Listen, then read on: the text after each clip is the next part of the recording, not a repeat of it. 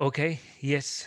Thank you, Elif, for bringing up this issue because, according to my view, anxiety and depressions are two disorders that unfortunately are uprising in today's world. Regardless what social class culture you belong to, it's something that it has to do with human nature and how we respond to um, the events. Okay, um, I would say that depression and anxiety they normally come hand by hand. And we've been told many theories about depression and many theories about anxiety. I mean, from a medical, pharmacological point of view, there is one view. Uh, Psychology, there is another view. Energy, there is another view. Um, what I have found out is that yes, I mean, there are some common expressions in anxiety that are like universal and everybody can see. For example, a person with anxiety can manifest, for example, with high palpitations, heart palpitations, sweating. Maybe they're feeling dizzy. They're having also negative thoughts. Negative thoughts is also part of anxiety. They could also feel like detached from reality. Digestive problems, trembling, sweating. I mean, there are so many manifestations that are universal.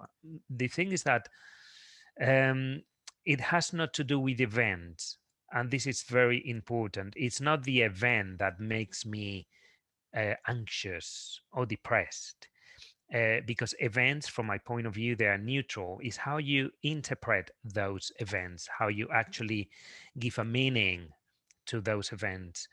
And we are very much controlled by subconscious mind, and it's sometimes very difficult to reason against the subconscious mind. So imagine that something happens to you that it's very stressful. I don't know, you're fired from work, for example. Yes, and that you leave that with a lot of anxiety because you don't know what's going to happen next. um, and you're trying to find a solution. Okay, what I'm going to do next, blah blah blah, and so you start having these recurrent thoughts. Okay, if you have a tendency to have recurrent thoughts, you will continue. You won't stop there. You won't say, "Okay, I will think about it tomorrow." No, no, you continue thinking and thinking, maybe overnight and so on. And what that makes is that your brain, your neuron system, they start to overheat. Okay, trying to find a solution. Your subconscious mind that acts like a biological computer is trying to, in this uh, how do you say it, in this cycle, okay, trying to find the best way out of this situation. So you are overheating your systems, okay, and that can create further neurological damage. So what does the body do to avoid this overheating of your brain system? It creates depression. Depression, according to my point of view, is not what we've been told. It's not, for example, the decrease of neurotransmitters. Okay, that could be the consequence, but depression is a safe mechanism that your body has to prevent you further overheating of your brain system by recurrent thinking. So it would be an ally. It would be a defense mechanism. It's not a disease, as we've been told by the medical sector. It's actually um, like, yes, a defense mechanism, so that it cools down your neuron system, and you stop thinking. When you are depressed, you don't want to think anymore. Okay, you just like get this inward situation in which you have your energies low down very much, and you stop thinking.